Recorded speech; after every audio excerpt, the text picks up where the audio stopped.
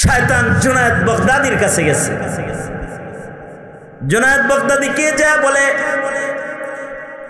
এই জুনায়েদ,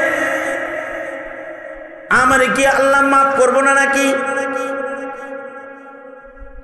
জুনায়েদ বাগদাদি বলে, কামড়া কইরা ফেলাইলেই তো কি, হ্যাঁ কামড়া কইরা ফেলাইলেই তো সেজদাটা দিয়ে দিবেন। শয়তান বলে, কি জুনায়েদ, আমি তোমার মনে করছিলাম তুমি আলেম মানুষ, তোমার জ্ঞান বুদ্ধি এলেম কালাম কিছু আছে, এখন দেখি তোমারও কোনো জ্ঞান বুদ্ধি নাই।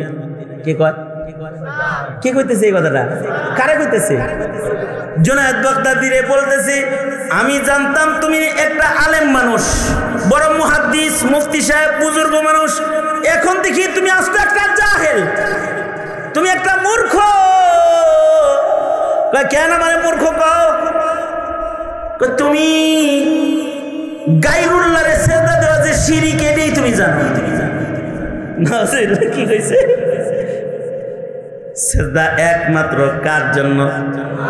জোরে আওয়াজ করে বলেন, সিজদা কার জন্য? আল্লাহ ছাড়া আর কাউরে সিজদা দেওয়া যাবে? জোরে আওয়াজ করে বলেন, যাবে? আল্লাহ ছাড়া কেউ যদি কবরে সিজদা দেয়, ঈমান থাকবো না যাইব? মানুষের পায়ে যদি সিজদা দেয়, ঈমান থাকবো না যাইব?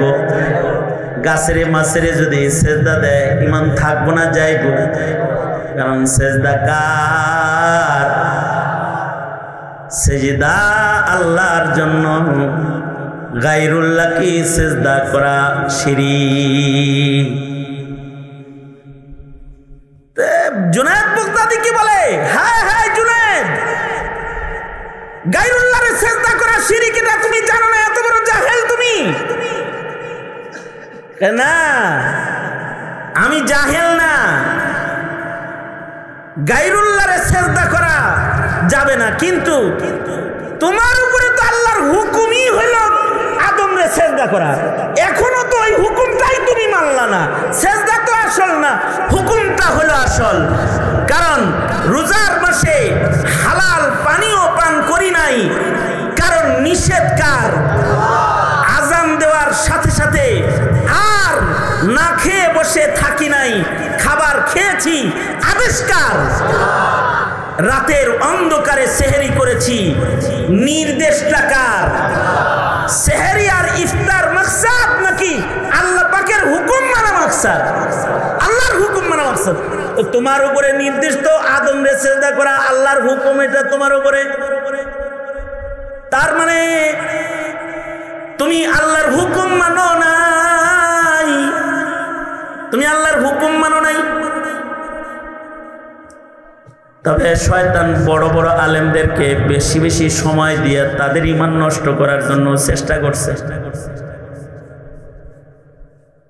যেমন ইমাম ফখরুদ্দিন রাজি রহমতুল্লাহ আলাইহি, ওনাকে ঘন্টার পর ঘন্টা সময় দিয়া শয়তান চেষ্টা করছে মরণের আগে ওনার ঈমানটা নষ্ট করতে।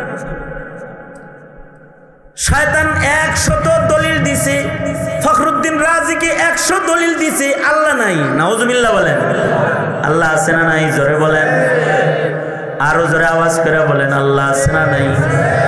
কয়জন কয়জন আল্লাহ? বলুন আওয়াজ করে, লা ইলাহা ইল্লাল্লাহ। জোরে আওয়াজ করে বলেন, লা ইলাহা ইল্লাল্লাহ। আল্লাহ আছে না নাই? কিন্তু শয়তান বলে আল্লাহ নাই। ফখরুদ্দিন রাজির কাছে 100 দলিল দিছে, আর ইমাম ফখরুদ্দিন রাজি 100 দলিলকে কাটছে।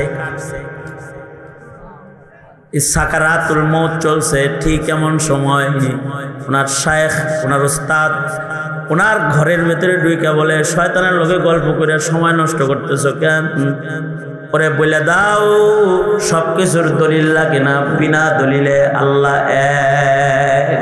এই বিশ্বাসের নামই ঈমান। বলো তাকে। ফখরুদ্দিন রাজি বলে, বিনা দলিলে আল্লাহ আছে, আল্লাহ এক। বাস লা ইলাহা ইল্লাল্লাহ উচ্চারণ করছে, আর ফখরুদ্দিন রাজি জান্নাতে চলে গেছে, মৃত্যু হয়ে গেছে। শয়তান তিন সময় ধোঁকা দেওয়ার জন্য পেরেশান হয়ে যায়। একটা হলো জন্মের সময়, আর একটা হলো মানুষ যখন ইবাদত করে ইবাদতের সময়, আর একটা হলো মরণের সময়। আপনি আমি যখন ইবাদত করি তখন শয়তান ইবাদত নষ্ট করার জন্য দেখবেন নামাজে দাঁড়াইছেন, নামাজ পড়তেছেন, দেখবেন নামাজে দাঁড়াইলে যত ভুইলা যাওয়া কথা আছে সব স্মরণ হয় না? স্মরণ যা যা ভুইলা গেছিলেন সব মনে হয়। এই যে মনে যে হয় এগুলো কানের কাছে কে কয় জানেন? শয়তান সব স্মরণ করায় দিতে থাকে। আবার আজান হইছে যে এটা আবার ভুলাই দেয়। আধা ঘন্টা আগে আজান হইছে, একটা আজান হইছে, দেড়টায় জামাত, শয়তান ভুলাই দিছে যে আজান হইছে। অনেকক্ষণ পরে হায় হায় হায় আজান না হইছে রে, আরে ভুলে গেছিলাম রে। এ অনেকক্ষণ পরে কইছে। এই যে ভুলাইলো, কে ভুলাইলো? ওমা আনসানিহু ইল্লা শাইতান। মানুষের শয়তানে ভুলায়, আবার শয়তানে আবার অনেক গল্প স্মরণ করায়। নামাজের ভেতরে বিভিন্ন কাহিনী স্মরণ করায় দেয়। এজন্য কারোর যদি কিছু ভুলা যাওয়ার রোগ থাকে তাহলে আমি বুদ্ধি দিচ্ছি আমার বিবিরে। আমার বিবির একটা সমস্যা হলো আলমারির চাবি খুঁজা পায়, মানে কই যে চাবি রাখছে এটা গড় ভরে খুঁজা আর খুঁজা বাইর করতে হবে। এদিক দিয়ে জরুরি জিনিস বাইর করতে হবে, আলমারি খুলতে হবে, মানে তোশকের নিচে খুঁজে, বালিশের নিচে খুঁজে, আলমারির উপরে খুঁজে, যত জায়গা আছে পাকের ঘর ডিক্সি ডুক্সি সব খুঁজে। একদিন এরকম সব খুঁজতেছে, তা আমার বড় মেয়ে এসে কয় আম্মু কোমরে না রাখলে দেখো না ওখানে আছে নাকি। পরে দেখে যে মাজাই আছে, মানে কোমরে চাবি লয়ে পুরা ঘর খুঁজছে। তো মাঝে মধ্যে আমি তো পুরুষরা মাঝে মাঝে খেপে যায় না, আমার তো আল্লাহ কাঠ দেওয়া নাই নাই, আমিও মাঝে মাঝে সিদ্ধা সিদ্ধা যাই। হ্যাঁ তোমারে কোনো কিছু দিলে তুমি রাখো কোন জায়গায়, এটা খুঁজে পাও না, এটা একটা কাজ হলো নাকি? স্মরণ রাখবা। দিছি একটা ধমক ঠিকঠাক মতো, ধমক দিলে পরে চিকন বুদ্ধি তো বেশি হ্যাঁ করাবা। কয় যে আপনি আলেম মানুষ, আমি বলে যে আমার একটা আমল শিখাই দিলেই তো এই জন্য স্মরণ হয়। বুদ্ধিটা তো খারাপ দিচ্ছে না, ঠিকঠাক। ঠিক আছে বুদ্ধি যেহেতু চাইছে, তা আমি একদিন বুদ্ধি দিলাম, তুমি যদি কিছু ভুলা যাও তাইলে সাথে সাথে ওযু করে নামাজে দাঁড়ায় যায়। এটা তোমার স্মরণ করার আমল। কয়েকদিন এই আমল করার পরে একদিন আমার বলতেছে আব্দুল্লাহ রাব্বা এটা তো আজব আমল। কেন কিছে? কয় তাকবীরে তাহরিমা বানতে দেরি হয়, মনে হইতে আর দেরি হয় না। তখন মনে হয় যে নামাজ ছাইরা দিয়ে যে আগে দেখি যে মনে হইছে হেনে আসেনি জিনিসটা। হ্যাঁ এইটাই তো কারিশমাটা এখানে। ভুলাইছে ও যেজন, স্মরণ করাইছে কে সেজন। আসল মাকসাদ হলো আপনার আমার ইবাদত নষ্ট করে দেওয়া। শয়তানের মূল যেমন এখানে বয়ে রয়েছেন, এখন শয়তান অনেকরে বুদ্ধি দিব, শয়তানের ওয়াজ শোনা লাগে নাকি, যা যা বাচ্চা যা বিড়ি খায়া একটু ঘুরে গেলে আয়গা, আস্তে করে উঠে লয়ে যাইব। আর যারা বাইরে আছে করে কইতেছে এই আবার শুনতে হয়, থাকে নেবে মাইক দিয়ে তো সত্যই শোনা যাইতেছে। হুজুর কি আর মিথ্যা কথা একটা কয়? যা বলতেছে হেরাও শুনে, আমরাও শুনি, বাইরেই থাকি। কিন্তু বাইরে থাকার কারণে কি হইতেছে? গুনাহমাফ হইতেছে না, রহমত দিয়ে গোসল হইতেছে না। যেমন এখানে পয়সা রয়েছি আমরা রহমত পাইতেছি, যারা এটার বাইরে আছে তারা রহমত বঞ্চিত। আমরা এখানে বসছি তো হাদিসে আছে গাশিয়াতহুমুর রাহমাহ, আমাদের উপরে রহমতের বর্ষণ করতেছে কে? আল্লাহ জিকিরের মাহফিলে পড়ছি, রহমতের ভিতরে ঢুকছি। রহমতের ভিতরে না ঢুকলে রহমত পাওয়া যায় না। শয়তান এটাও দলিল দিছে। আমাদের পূর্বপুরুষ বড় আলেমে দ্বীন আনোয়ার শাহ কাশ্মীরি রহমতুল্লাহ আলাইহি, আনোয়ার শাহ কাশ্মীরি কত বড় আলেম ছিল! আনোয়ার শাহ কাশ্মীরি রহমতুল্লাহ আলাইহির সুবহানাল্লাহ বলার লেগে রেডি হয়ে বসেন। ভালো ভালো কিছু খবর কই। আনোয়ার শাহ কাশ্মীরি রহমাতুল্লাহ আলাইহি আল্লাহ এরকম একটা ব্রেন দিছিল, একবার পড়লে 40 বছর মনে থাকতো, বেশি না, মাত্র কত বছর? গোটা দেওবন্দের লাইব্রেরি ওনার মুখস্থ ছিল। উনি বলতেন দারুল উলুম দেওবন্দের কোন বই যদি উলুতে কাটে, ইঁদুরে কাটে, নষ্ট হয়ে যায়, আমাকে বলো, আমি এটা আবার পুনরায় যেমন ছিল তেমন লিখে দিব। সব মুখস্থ ছিল। ওনাকে বলা হতো মাকতাবাতুন আযীমাতুন হাইয়াতুন নাতিকাতুন, জিন্দা চলতি ফিরতি লাইব্রেরি ছিলেন আনোয়ার শাহ কাশ্মীরি। আনোয়ার শাহ কাশ্মীরি রহমতুল্লাহ আলাইহি বুখারী শরীফের ব্যাখ্যা গ্রন্থে লিখেছেন শারিহুল বুখারী ওয়া তিরমিজি। তিনি বুখারীরও শরহ লিখছেন, তিরমিজিরও শরহ লিখছেন। তো বুখারীর শরহ এর ভেতরে একটা ঘটনা লিখছেন। আব্দুল্লাহ তাস্তারি রহমতুল্লাহ আলাইহি অনেক বড় এক বুজুর্গ ছিলেন। ওনার কাছে শয়তান এসে বলে যে আমি কি আল্লাহর রহমতের বাইরে? কি বলতেছে? হ্যাঁ, আমি কি আল্লাহর রহমতের বাইরে নাকি? আল্লাহ না নিজে বলছে ওয়াসিআত রাহমাতি আলা কুল্লি শাই, আল্লাহর রহমত সব বস্তুর উপরে আল্লাহর রহমত আছে। আল্লাহ নিজে কইছে সব শাইয়ের উপরে আল্লাহর রহমত আছে। আমিও শাই, আমিও তো একটা বস্তুই, তো আমি কি আল্লাহর মাখলুকের বাইরের কিছু নাকি? আমার উপরে রহমত আছে না আল্লাহ? এটা কইতেছে কি মাতব্বরের মতো। মাতব্বর কি কইছে বুঝছেন তো? আব্দুল্লাহ তাস্তারি উনি চিন্তা করতেছেন ভালো একটা কোরআনের দলিল দিয়ে এলমি কথাই তো কইছে। দেখবেন যত মানে ফালতু গ্রুপ আছে না, সব কোরআনের আয়াত দিয়ে দলিল দেয়। মানে হের ফালতু কামদারেও কোরআন থেকে বের করে। এটাও ইবলিস শয়তানের একটা কাম। কিছু আছে গানের দলিল দেয় কোরআন শরীফ থেকে। এইরকম দুষ্ট লোক পাবেন। নামাজ না পড়ার দলিল দেয় কোরআন শরীফ দিয়ে। কয় 5 ওয়াক্ত পড়া লাগবে না, কোরআন এইভাবে নাই। নাউজুবিল্লাহ, জোরে আওয়াজ করে শয়তান ওই রকম দলিল দিতেছে। আমার উপরেও তো রহমত আছে। আল্লাহর রহমত কি প্রশস্ত নয়? আল্লাহর রহমত তো প্রশস্ত। আব্দুল্লাহ তাস্তারি আর কিছু কয়টা হয় না, উনি ঝুমবার লাগছে, কিছু বলে নাই উনি। কিন্তু আনোয়ার শাহ কাশ্মীরি বলে আব্দুল্লাহ তাস্তারি বুজুর্গ মানুষ, এ কারণে উনি কিছু বলে নাই। কিন্তু আমি যদি ওখানে থাকতাম, আনোয়ার শাহ কাশ্মীরি বলে, আমি থাকলে আমি বলতাম মগা আল্লাহর রহমত তো প্রশস্ত ঠিক আছে, কিন্তু তোর আল্লাহর রহমতের ভিতরে ঢোকা লাগবো। তো রোজার মাসে রহমত বর্ষণ হয়, কিন্তু তোর রোজা আগে রাখতে হইব, তো তাইলে না রহমত পাবি। তাছাড়া তো তোর উপরে বর্ষিত হবে গাযাবুর রহমান, আল্লাহর রাগ আর গুসা বর্ষণ হবে। আলহামদুলিল্লাহি ওয়া কাফা ওয়া সালামুন আলা ইবাদিহিল্লাযীনা ইসতাফা।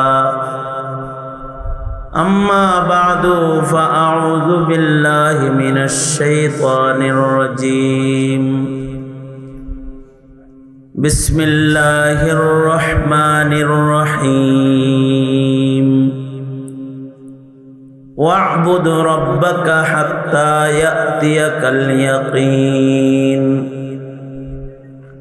وقال النبي صلى الله عليه وسلم من صام 6 من شوال كان كصيام الدهر. وقال النبي صلى الله عليه وسلم خير القرون قرني ثم الذين يلونهم ثم الذين يلونهم.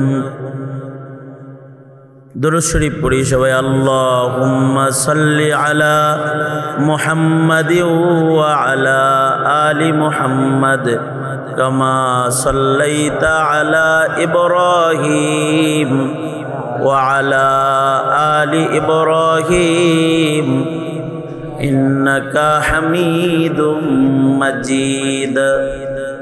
আল্লাহুম্মা বারিক আলা মুহাম্মাদি ওয়া আলা আলি মুহাম্মাদ কামা বারাকতা আলা ইব্রাহিম ওয়া আলা আলি ইব্রাহিম ইন্নাকা হামিদুম মাজিদ।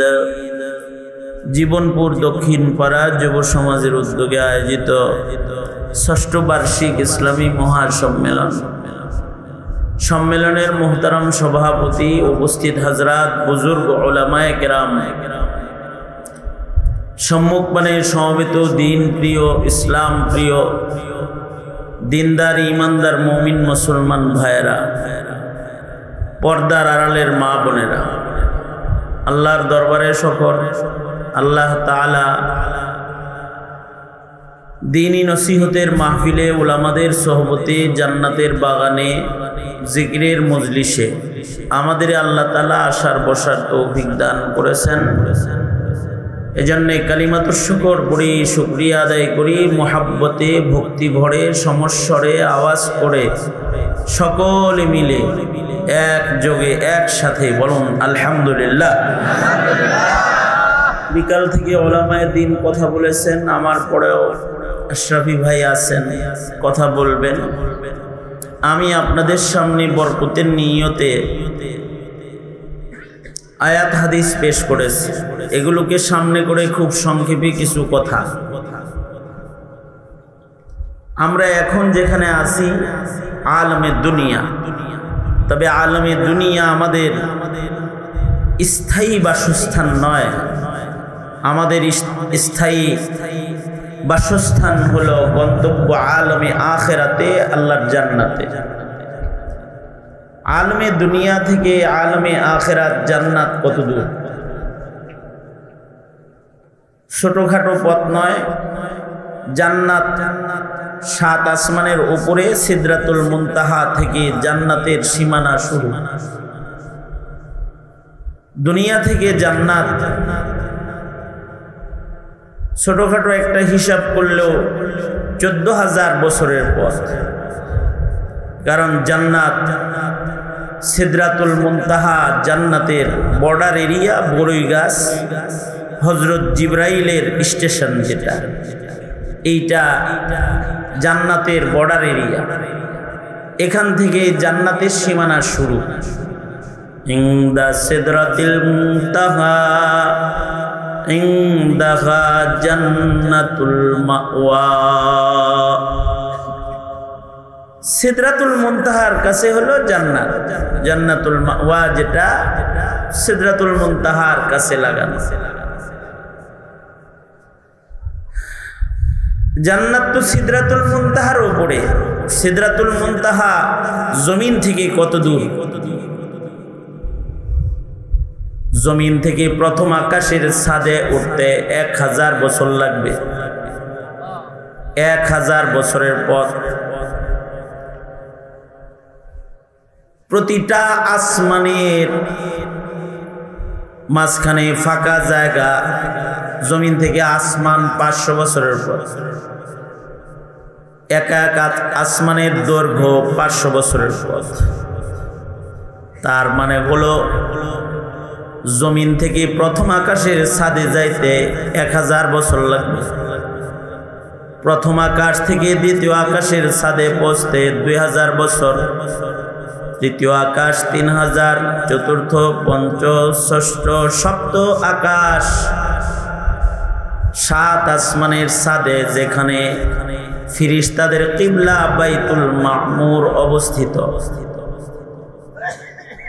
জমিন থেকে বাইতুল মামুর পর্যন্ত 7000 বছরের সফরের পথ।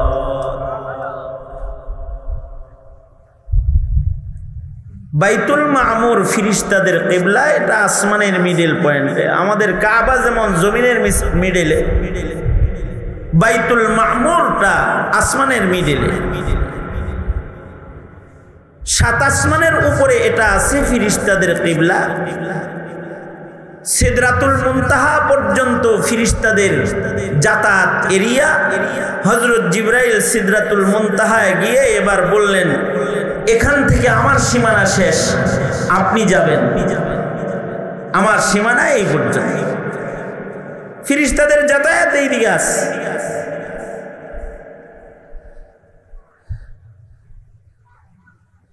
ফেরেশতাদের কিবলা হলো বাইতুল মামুর।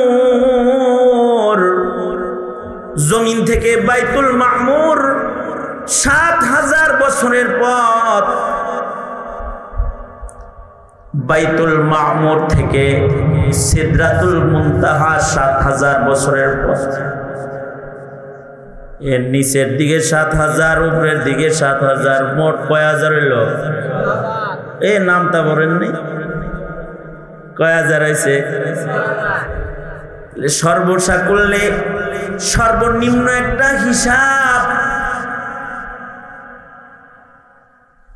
১৪,০০০ বছরের দূরত্ব।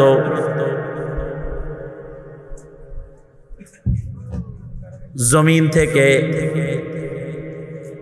এদিকে চলে আস।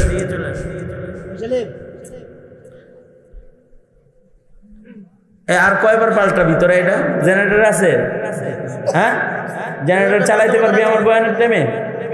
যদি জেনারেটর চালাস আমি বয়ান করবো, তাছাড়া বয়ান করবো না। তেল কিনে নিয়ে আয়, জেনারেটর চালা।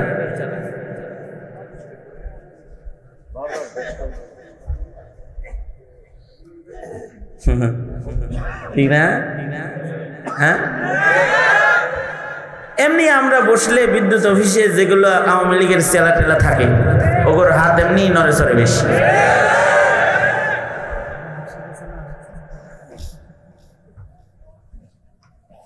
আমাদের তাকদীর, আওয়ামী লীগ সব জায়গায় নিজের লোক বসায় থয়ে গেছে। সাপ হইতেও তো কিছু সময় লাগবে। এরপরও আবার বেদাতি তাতি আরো যত প্রকার আছে, এদের কেউ যদি থাকে তাহলে বলবে যে এই বিষয় বসছে, যত ডিস্টার্ব এখানে করতে থাক। ঠিক আছে না? অবশ্য আমি কোনো রাজনীতি করতে আসিনি, ওয়াজ মাহফিল রাজনীতির জায়গা না। কারোর ভোট চাইতেও আসি নাই, কারোর ভোট কাটতেও আসি না। আসছি দিনী কথা বলতে। দিনী কথা বললে রাজনীতি যারা করে কুফরি রাজনীতি ওদের গায়ে লাগে। এটা মৌলবীর দোষ না, এটা ওর পুরা কপাল যে ওরা কুফরি রাজনীতি করে।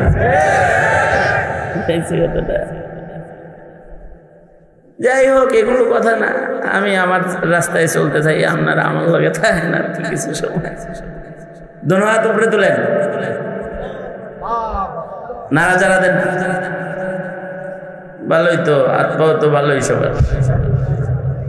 সোজা করেন না, দেখি মুখটাও ভালো আছে কিনা। জোরে আওয়াজ করে বলেন সুবহানাল্লাহ, আওয়াজ করে বলেন আলহামদুলিল্লাহ, আওয়াজ করে বলেন লা ইলাহা ইল্লাল্লাহ, আওয়াজ করে বলেন আল্লাহু আকবার। হাত নামান। এই যেমন আমার দিকে ছিলেন,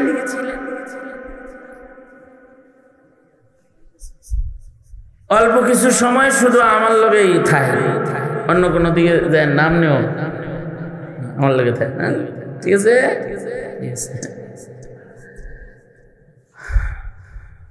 শুরু করতে পারি? আমার কি বয়ান বন্ধ করে আপনাদেরকে আবার আমার দিকে করতে হইব?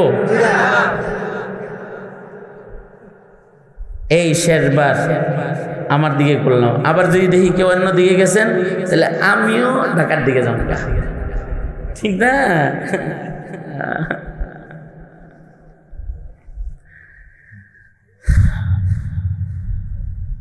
তাহলে জমিন থেকে জান্নাত কি কাছের পথ না দূরের পথ?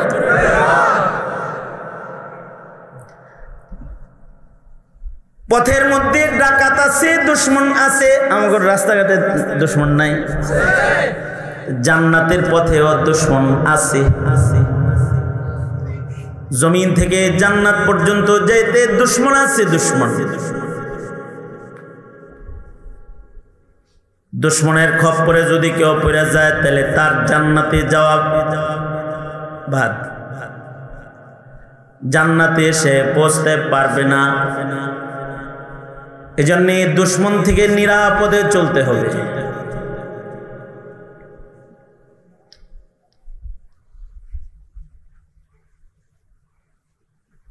দুশ্মন বেশি দুশ্মন না, মাত্র দুইটা দুশ্মন জান্নাতে যাইতে। একটা দুশ্মন হলো নফস দুশ্মন, কারণ নফস যেটা এটা ইবাদত করতে চায় না। ইন্নান নাফসা লাআম্মারাতুম বিসসূ,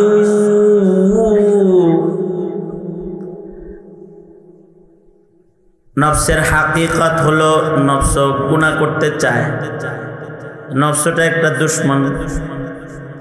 আর একটা দুশ্মন হলো আজাজিল, শয়তান দুশ্মন। মোট দুশ্মন কয়টা হইল? এই দুই দুশ্মনের কারণে বান্দা দোজখে পড়ে। এই দুই দুশ্মন থেকে যারা সাবধান ওদের জান্নাত নিরাপদ হয়ে যাবে। এ কারণে আমাদের এক বুজুর্গ বলে, জান্নাত বেশি দূর না, জান্নাত মাত্র 2 কদম। জমিন থেকে জান্নাত মাত্র 2 কদম। তবে কদম 2টা শয়তানের গাড়ে রাখতে হবে। শয়তানের কথা না শুই না, শয়তানের মাথার উপরে পাড়াই খেজে চলবে। এক পা রাখবে নফসের উপরে, আর এক পা রাখবে আজাজিল শয়তানের মাথার উপরে।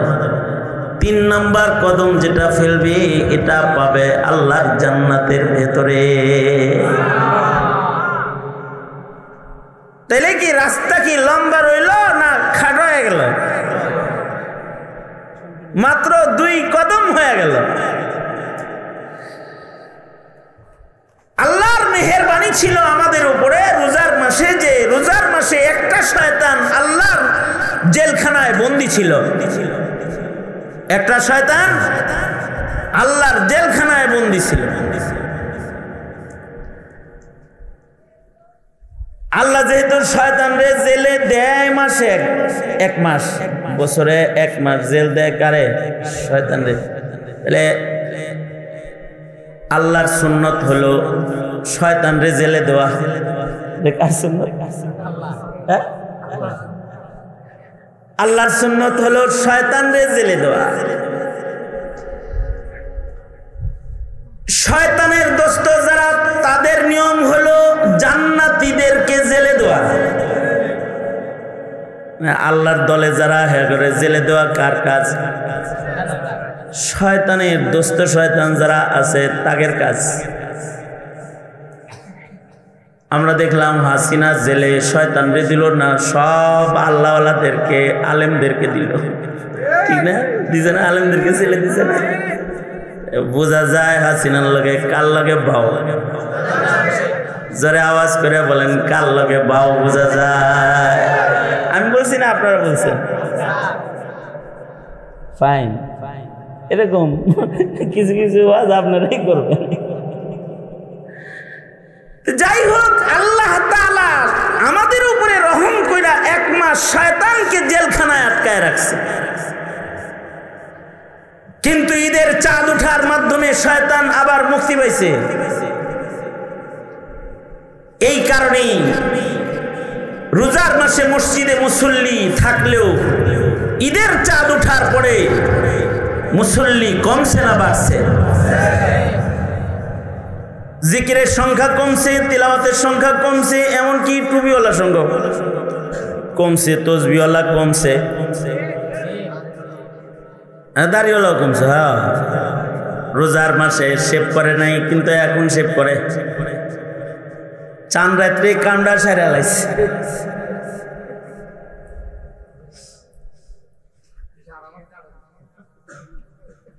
তুমি কথা কইতে পারবে না, আওয়াজ হয়ে গেল, তুমি শুনবা। রোজার মাসে ইবাদত বেশি করছে, এখন আবার ইবাদত কমাইছে। কারণ হলো দুশ্মন ধোঁকা দিতেছে। এ কারণে মসজিদে মুসল্লির সংখ্যা কমে গেছে, কারণ শয়তান পেছনে আবার লেগে গেছে। শয়তান পিছে লাগলে তো শয়তান কিছু কিছু মানুষের উপরে বিজয় হবে। শয়তান যাদের উপরে বিজয় হয়ে যায় তারা পিছে পড়ে যায়।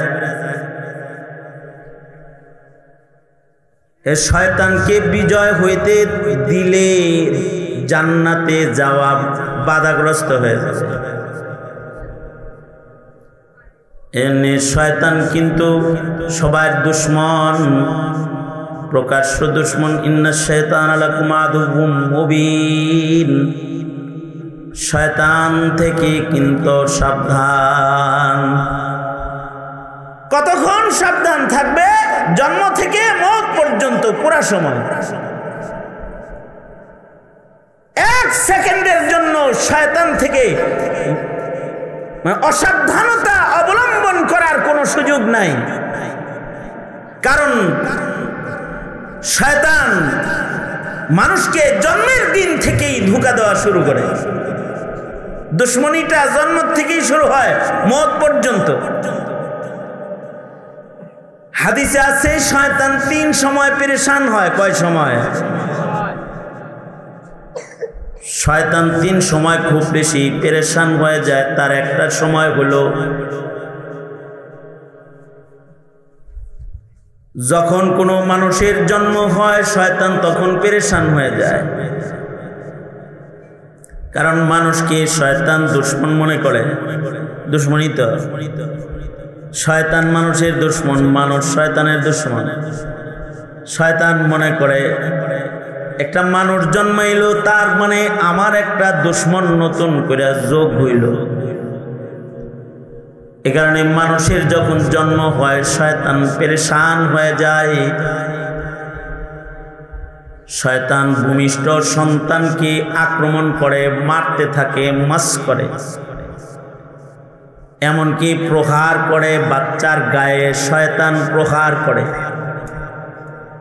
রাগ আর গুসায় বাচ্চাকে মারে। এ কারণে বাচ্চা জন্মের সময় শয়তান থেকে বড় নিরাপত্তা আল্লাহর কাছে চাইতে হয়। শয়তান যদি কোনো বাচ্চাকে মাস করে তো বাচ্চা অনেক সময় বিকলাঙ্গ হয়ে যায়, অসুস্থ হয়ে যায়, পাগল হয়ে যায়। শয়তান মাস করে তো শয়তান মাস করলে পরে বাচ্চার উপরে শয়তানের আসার পরে তাসির পড়ে যায়। এ কারণে শরীয়তে ইসলামে শয়তান তাড়ানোর যন্ত্র হলো আল্লাহর নামের তাসবিহ। শরীয়তে আপনি কাগজে কি হিসাব করেন ভাইজান? ওটার আওয়াজ পাইতো, পাতা উল্টে দিয়েছেন, হুদাই আওয়াজ আসতেছে, ডিস্টার্ব করেন।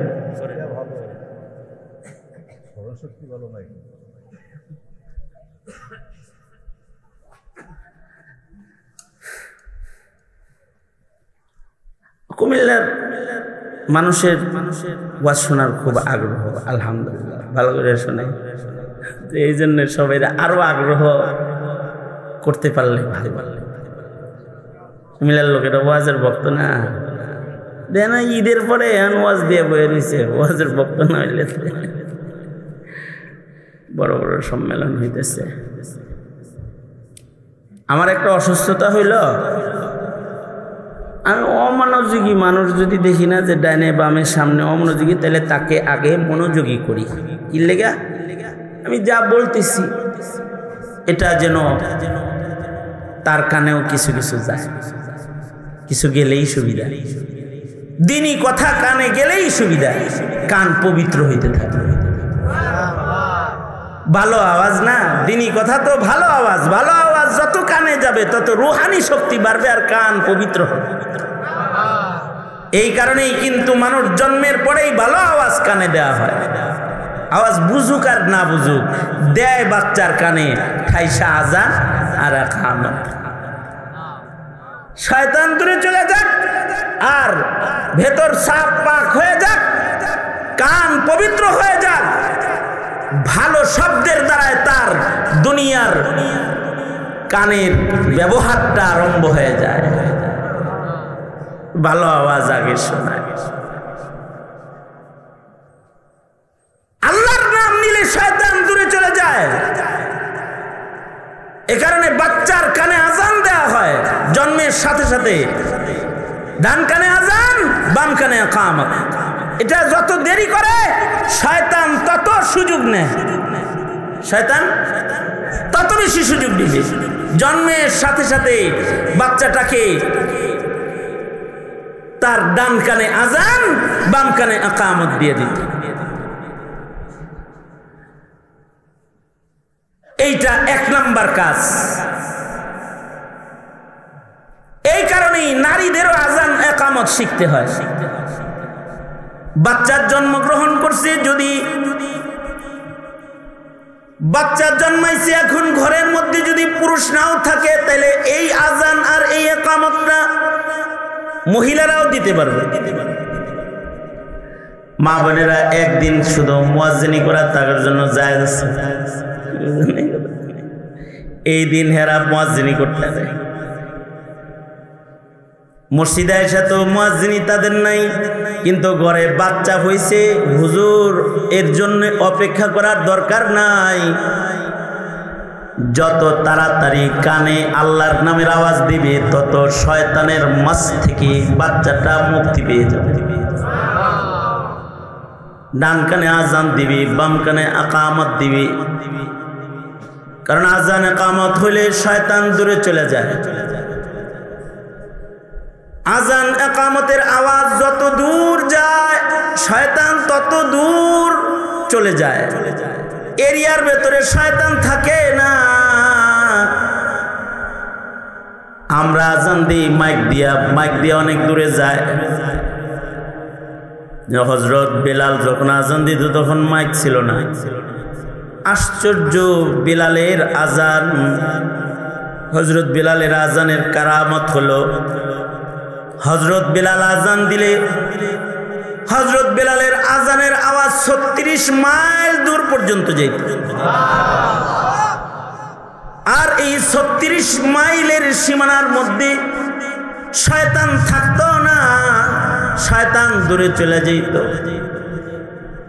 আজান হইলে শয়তান আজানের এরিয়ার ভেতরে থাকে না, দূরে চলে যায়। তবে আজান শেষ হইলে শয়তান মশাই আবার আসে, আইসা আবার ধোঁকা দেওয়া শুরু করে দেয়। জন্মের সময় শয়তান পেরেশান হয়, আর শয়তান দ্বিতীয় নাম্বার পেরেশান হয় হলো যখন বান্দা আল্লাহমুখী হয়, তখন বান্দাকে আল্লাহ থেকে সরায়া দুনিয়ামুখী করার জন্য সে পেরেশান হয়। বান্দা যখন ইবাদতে দাঁড়ায়, শয়তানের মাথা তখন খারাপ হয়ে যায়। বান্দা যখন নামাজে দাঁড়ায়, শয়তান তখন পেরেশান হয়ে যায়, নামাজ নষ্ট করার জন্য চেষ্টা করে। বান্দা যেন নামাজ পড়তে না পারে, এ কারণে শয়তান ঘুমন্ত মানুষের মাথার কাছে বসে বসে মন্তর পড়ে, হাদিসে আছে, মন্তর পড়ে ফু দিতে থাকে আর মাথার মধ্যে জাদুর গিট মারতে থাকে। হাদিসে আছে 3টা গিট মারে শয়তান। গিট মেরে সে মন্ত্র পড়ে দোয়া করতে থাকে, তোর ঘুম লম্বা হোক, শুনিস না কিন্তু আজানের আওয়াজ শুনে আবার উঠতে যাইস না, ঘুমটা লম্বা হোক, এমন মাথার কাছে বসে বসে শয়তান বলতে থাকে। এমন কি এক হাদিসে আছে শয়তান কানের ভেতরে পেশাব করে দেয়। মানুষের কানে শয়তান পেশাব করে কেন? যেন সে আজান শুনতে না পায়। তবে আল্লাহর রাসূল আমল শিখাইছেন যে আমলগুলো করলে শয়তানের পেশাবের আসর দূর হয়ে যায়, যে আমলগুলা করলে শয়তানের দেয়া গিট যেগুলো মারে ওগুলো খুলে যায়, থাকে না।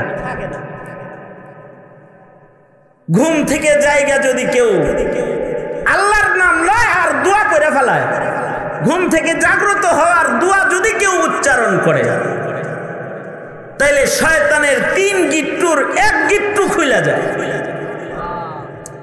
আলহামদুলিল্লাহিল্লাযী আহইয়ানা বা'দা মা আমাতানা ওয়া ইলাইহিন নুশুর। ঘুম থেকে জায়গা আল্লাহর নাম লইছে আলহামদুলিল্লাহ। ওগো আল্লাহ, এই ঘুম শেষ ঘুম আপনি বানান নাই, আমি তো ঘুমায়া মরে গেছিলাম, আপনি দয়া করে আবার আমারে জাগাইছেন। আলহামদুলিল্লাহিল্লাযী আহইয়ানা বা'দা মা আমাতানা। ঘুমটা এক প্রকারের মত, এটার থেকে আমারে আপনি জাগাইছেন, আপনার শকর। ওয়া ইলাইহিন নুশুর, কবরে যেদিন ঘুমামু ওই ঘুমো শেষ ঘুম না, এরপরে আপনি আবার আমারে জাগাইবেন, আপনার কাছেই তো জায়গা আবার দাঁড়াইতে হইব। এই দোয়া যখন বান্দা পড়ে, দোয়া পড়ার সাথে সাথে বান্দার শয়তানের 1 গিট খুলে যায়। এই কারণে মাদ্রাসার ভেতরে ছোট ছোট বাচ্চারা যখন ঘুম থেকে জাগে, ওস্তাদেরা ছোট ছোট বাচ্চাদেরকে দোয়া পড়াইতে থাকে, ঘুরতে থাকে আর দোয়া পড়াইতে থাকে। দোয়া পড়ো, দোয়া পড়ো। আলহামদুলিল্লাহিল্লাযী আহইয়ানা বা'দা মা আমাতানা ওয়া ইলাইহিন নুশুর। আমরা আমাদের ঘরে বাচ্চাদেরকে ট্রেনিং দিই, তো ট্রেনিং দিলে যখন পড়ার অভ্যাস হয়ে যায় আর বলা লাগে না। এক সময় বাচ্চা নিজেই বলে, ডেলি বলে তো লাগে আমি পড়ছি না। অভ্যাস হয়ে গেছে যে এখন ঘুম থেকে উঠে একাই দোয়া পড়ে। আমাদের একটা বদ অভ্যাস আছে, সেটা হলো আমরা ঘুম থেকে উঠা ওযু করি না।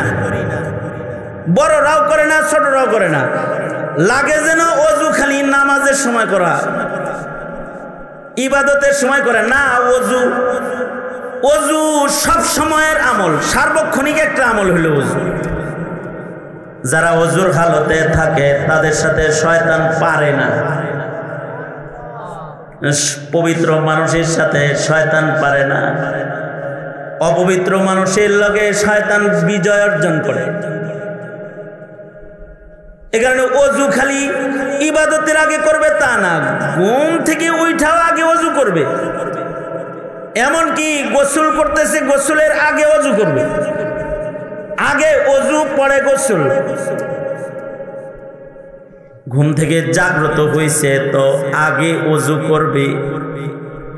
আমাদের আদত হলো আমরা মিসওয়াক কইরা ব্রাশ কইরা বাইরে হয়ে যায়, মুখ সাফ হইছে কিন্তু শয়তানের গিটটা খুলে নাই। মুখ কিন্তু সাফ হইছে, শয়তান যে জাদুর গিটটা মারছে এটা খুলে নাই। কিন্তু কেউ যদি ওযু করে, ঘুম থেকে ওঠার পরে ওযু করার সাথে সাথে আরেকটা গিট্টু খুলে যায়, এবার ইবাদতের জন্য আরেকটু শক্তি বেড়ে যায়। আর যদি এই ওযু দিয়া 2 রাকাত নামাজ পড়ে ফেলায়, তাহিয়াতুল ওযু অথবা কোন, এবার বান্দাটা নিরাপদ হয়ে যায়। আর যদি আমলগুলা না করে তো শয়তানের জাদুর ভেতরে আটকা রয়, তখন তার ইবাদতের ভেতরে অলসতা বাড়তে থাকে। শয়তানের ধোঁকার আসর তার পড়তে থাকে।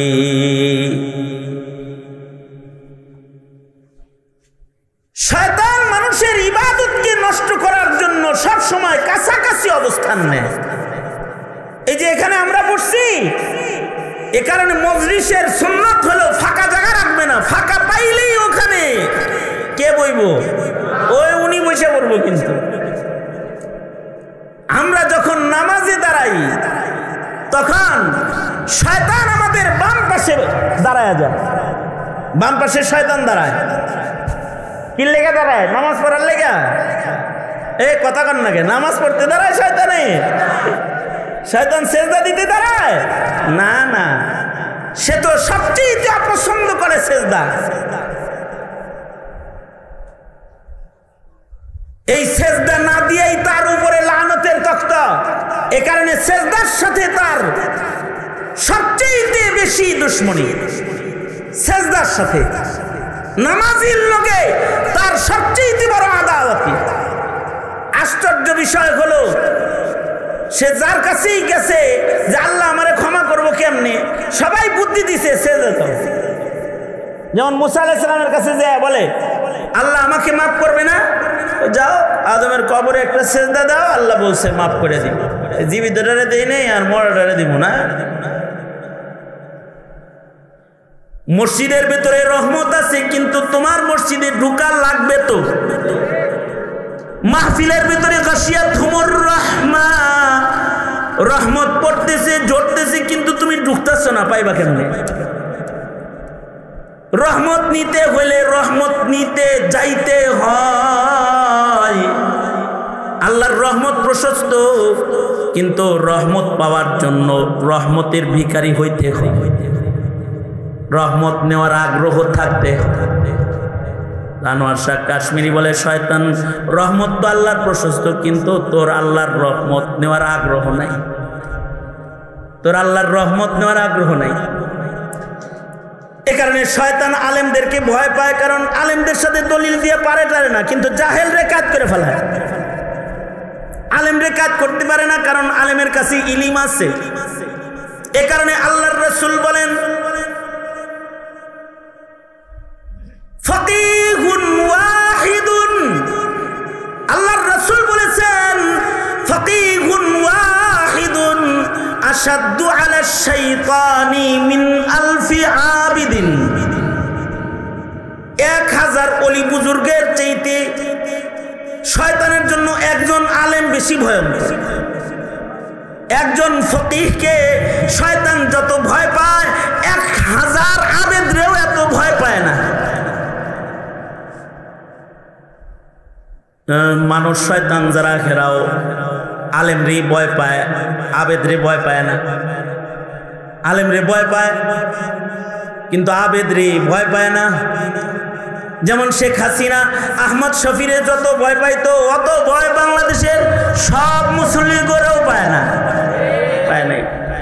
জুনায়েদ বাবুনগরীরে যত ভয় পেয়েছে, তত ভয় লাখো কোটি মুসলমানকে পায় নাই। শাইখুল হাদিস আল্লামা আজিজুল হক মুফতি ফজলুল হক আমিনীকে যত ভয় পেয়েছে বাতিলরা, বাংলাদেশের মুসল্লিদেরকে অত ভয় পায় না। কারণ ফাকিহুন ওয়াহিদুন আশাদ্দু আলা শাইতানি মিন আলফি আবিদিন। একজন ফকিহ 1000 আবেদের চাইতে শয়তানের জন্য বড় ভয়ঙ্কর। 1000 আবেদরে কাজ করুন যায়, কিন্তু একজন আলেমরে কাজ করা যায় না। এ কারণেই আলেমদেরকে বাতিলরা কাজ করতে পারে নাই। যত বাতিল আছে তারা আলেমরে জমের মতো ভয় পায়, কারণ একজন আলেমের কাছে ইলম আছে, তার ইলমের দাম আছে। এ কারণে নাস্তিক বাজারে আলেম মরলে কেক কাটা হয়, আর আলেম মারা গেলে আবেদ আর ইমানদারদের ভেতরে শোকের ছায়া নেমে যায়। একজন আলেম মরলে আলম মরে যায়, মৌতুল আলিমি মৌতুল আলম। একটা আলেমের মৃত্যু মানে হলো আলেমের মরণ, কারণ একজন আলেমের অবস্থান বাতিলের জন্য ভয়ঙ্কর। এখনো একজন আলেমের অবস্থান বাংলার মাটির ইসলাম বিদ্বেষী শক্তির জন্য একজন আলেম ভয়ঙ্কর ত্রাস শক্তি, ভয়ঙ্কর ত্রাস। এটা ইবলিসের জন্য।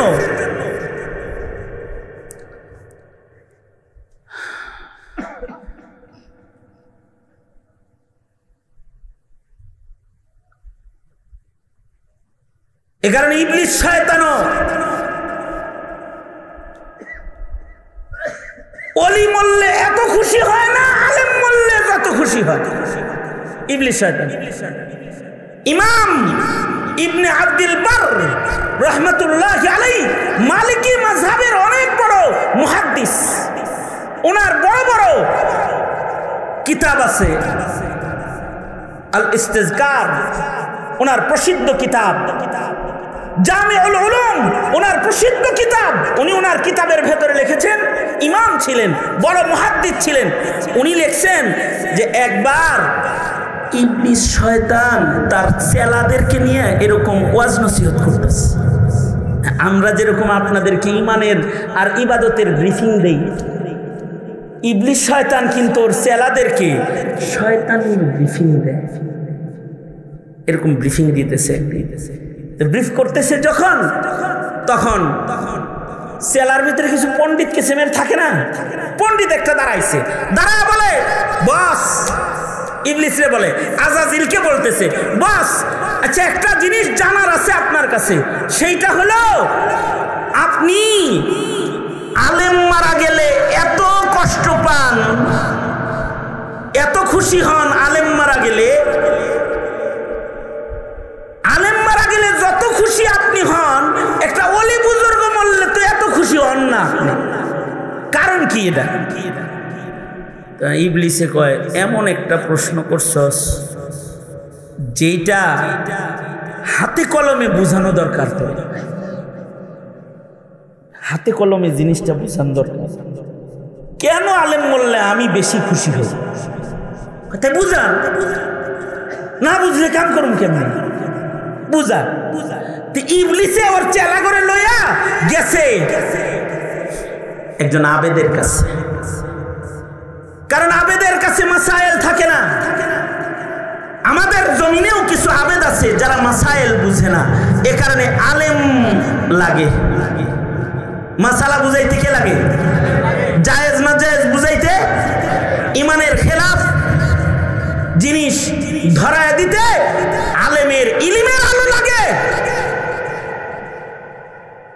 তো আবেদের কাছে গেছে, জয়া বলছাই শুনিস আমি হেরে কি কই, শুনিস। আবেদ রে জয়া বলতেছে মানুষের বেশে, শয়তান জয়া কয়, আচ্ছা বুজুর্গ সাহেব, আমির সাহেব, আপনি তো বুজুর্গ মানুষ, সাহাবিন চাষ, আপনার কাজে নাই, আপনার কাছে একটা মাসালা জানতে চাই, একটা জিনিস বুঝতে চাই। কি জিনিস বুঝতে চাও? এর আগে আপনারা আর একটা জিনিস, আমি একটা জিনিস আপনাদের কাছ থেকে বুঝে লই, সেটা হলো এই আসমান জমিন, সাত আসমান জমিনটা কত বড় হইতে পারে? জানি আমরা, কইতে পারুন কত বড়? মানে সাত আসমান জমিনের এরিয়াটা কিরকম বড় হইতে পারে? এটা কি বুঝানোর মতো কোনো কিছু আমাদের চোখের সামনে আছে? হ্যাঁ, নাই তো, এত বড়। কারণ এই আকাশের নিচে গ্রহ নক্ষত্র তারকারাজি কত কিছু আছে, এই পৃথিবীর চাইতে এক একটা গ্রহ অনেক বড় বড় আছে। এই সব কিছু আসমানের নিচে ভিতরে ঝুলতেছে, গ্যালাক্সিগুলো, তারকাগুলো, গ্রহগুলো সব আছে। এই যে আছে যে, তাইলে আসমানটা আর জমিনটা আয়তনে গোল হইলে কত বড় হইতে পারে জিনিসটা? এটা কি আন্দাজ করার ক্ষমতা আমাদের আছে? শুধুই মাত্র এটা ভাবতে গেলে মুখ দিয়ে বলতে হবে আল্লাহু আকবার, আল্লাহু আকবার। এইটা যদি এত বড় হয়, এটাকে যিনি বানাইছেন না জানি তিনি কত বড়। আল্লাহু আকবার ধরে বলে। যাই হোক, এটা তো বুঝতে পারুন না যে কত বড়। এখন যেটা বুঝতে পারবেন, এরকম একটা জিনিস জিগাই, আপনাদের এলাকায় যে মুরগিতে আন্ডা পারে, ডিম পারে, ডিমগুলা কত বড় বড় হয়?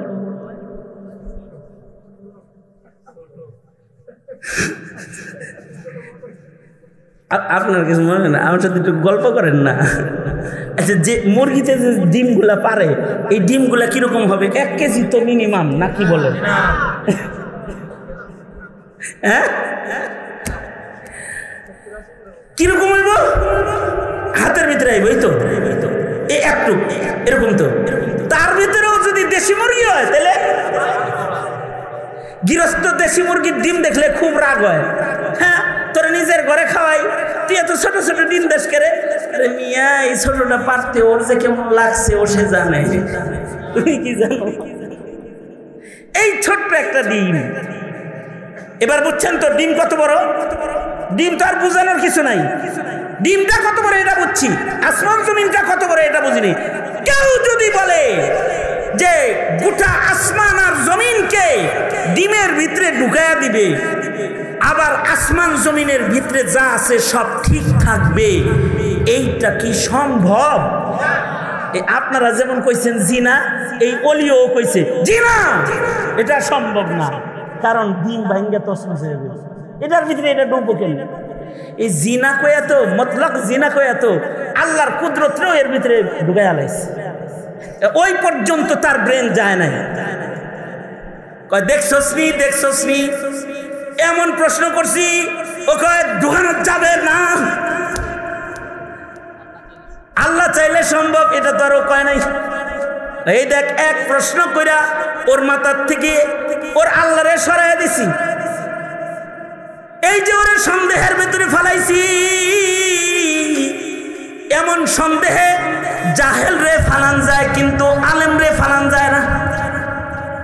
চল যাই এবার মুফতি মুশতাকুন নবী সাহেবের কাছে, মানে আমি এমনি কইলাম আর কি, নামটা বড় ভাই এলাকা যেহেতু তার, যা বলতেছে মুফতি সাহেব হুজুর বলেন তো, কেউ যদি বলে সাত আসমান জমিনকে তার ভিতরে সব কিছুকে ঠিক রাইখা একটা ডিমের ভিতরে ঢুকায় দিবে, এটা কি কারোর জন্য সম্ভব? মুশতাকুন নবী সাহেব এরকম একজন মুফতি সাহেব, উনি কথাটা শোনার পরে সাথে সাথে বলে দিছে কারোর জন্য সম্ভব নয়, কিন্তু আমার আল্লাহ যদি বলে এটা করবে তাহলে এটা সম্ভব। কারণ ইদা আরাদা শাইআন আন ইয়াকুলা লাহু কুন ফায়াকুন, এটা আমার আল্লাহর শান, আল্লাহ যা চান সব হয়।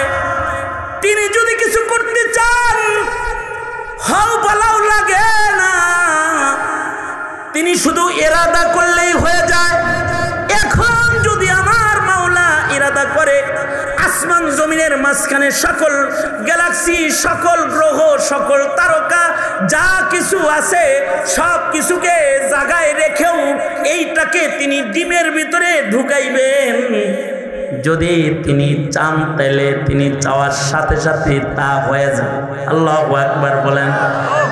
এইভাবে রবকে রব মানার নাম হলো ঈমান, অর্থাৎ আমার রব কাদের মুতলাক, তিনি পারেন না এমন কিছু নাই, ওয়া হুয়া আলা কুল্লি শাইইন কাদির। তিনি কাদের মুতলাক, তিনি যা চান তাই করতে পারেন। শয়তান আবেদের সাথে পারে কিন্তু আলেমের সাথে কিন্তু পারে না। এই কারণেই যেই সমাজে আলেম থাকে না, যে সমাজে আলেমের প্রভাব থাকে না, ওই সমাজে দুষ্ট লোকদের প্রভাব পয়দা হয়ে যায়, শয়তানের দালাল গোলাম যারা তাদের প্রভাব প্রতিষ্ঠা হয়ে যায়। আর ইলমের প্রভাব, আলেমের প্রভাব প্রতিপত্তি যেখানে প্রতিষ্ঠা হয় সেখানে তাওহীদবাদী মুমিনের রাজত্ব কায়েম হয়ে যায়।